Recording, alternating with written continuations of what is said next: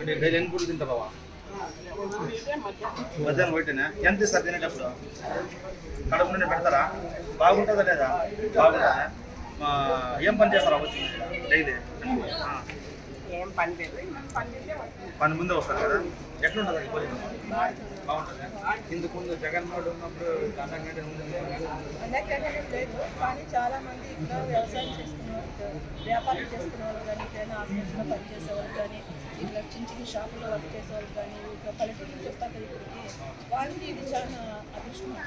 ఎందుకంటే బయట అన్నం లేకుండా మేము ఓన్లీ శాలరీ ఇస్తామనే షాపుల్లో వాళ్ళకైతే 150 ఖర్చు ఉంటుంది రోజు. ఇక్కడైతే మనకి 15 రూపాయలనే అయిపోతుంది. పొద్దున్న 5, మధ్యాహ్నం 5, నైట్ సాయంకాలం తినేసి వాళ్ళు వెళ్ళొచ్చు. అంటే మనలాంటి బీదోళ్ళకి డైలీ 100 నుంచి 130 రూపాయలు మిగులుతుంది. అట్లయితే చాలా మిగులుతుంది కదా. ఈ కళ్యాణంలో ఎన్న క్యాండిడేట్ పెట్టించింది ఎవరక్క? కళ్యాణం వచ్చి సురేంద్ర బాబు వెంటనే పెట్టించేసాను అనమాట. చాలా తొందరగా చేసేస్తాం. చంద్రబాబు సార్ ఆదేశాలు అంటే మనలాంటి బీదోళ్ళకి కడుపు నిండా భోజనం పెట్టే క్యాంటీన్ ఏదైనా ఉందంటే అన్న క్యాంటీన్. అంటే మీరు డైలీ వస్తుంటావు మీరు కూడా? మీరు బాగుంటే బాగుందని చెప్పండి, బాగలేకపోతే బాగలేదని చెప్తే మేము మా సార్కి చెప్తాం అనమాట. బాగలేకపోతే ప్లేట్లు అన్నం మిగిల్చేవాళ్ళం. ప్లేట్లు ఎవరు అన్నం మిగిలినంటే బాగుందని సార్ చెప్తే సరే సరే కానీ అట్లా ఏమన్నా రిమార్క్స్ ఉంటే చెప్తే కనుక మా సార్ ఇమ్మీడియట్లీ రిప్లై చేస్తాడు.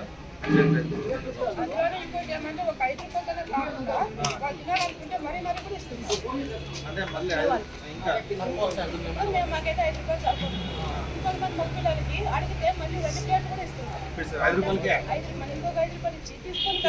తినచ్చు. అంటే ఒకసారి పెడితే ఫుల్ అవుతుంది యాక్చువల్లీ. ఇంకా ఏమన్నా తక్కువ వస్తే కనుక అంటే మన కడుపు నిండా భోజనం పెట్టే ప్రభుత్వము తెలుగుదేశం ప్రభుత్వం, కడుపు కొట్టే ప్రభుత్వము చేస్తారు భోజనం. మీరు డైలీ ఇడే తింటారా? అవునా? ఎంత ఇస్తారు భోజనానికి? 5 రూపాయలు. బయట అయితే ఎంత ఇవ్వాలా? ఇంతకు ముందు 5 సంవత్సరాలు జగన్మోహన్ ముఖ్యమంత్రి ఉన్నప్పుడు ఇట్లా భోజనం దొరుకుతున్నాయా మనకి? ఏం లేదు కదా. మరి మన Chandrababu Naidu sir, Surendra Babu sir, Lokesh sir మంచి చేసినట్టే కదా. సురేంద్రబాబు సార్ చదువు తీసుకుని మరి 3 నెలలు ఇది కంప్లీట్ చేసి పెట్టేశారు.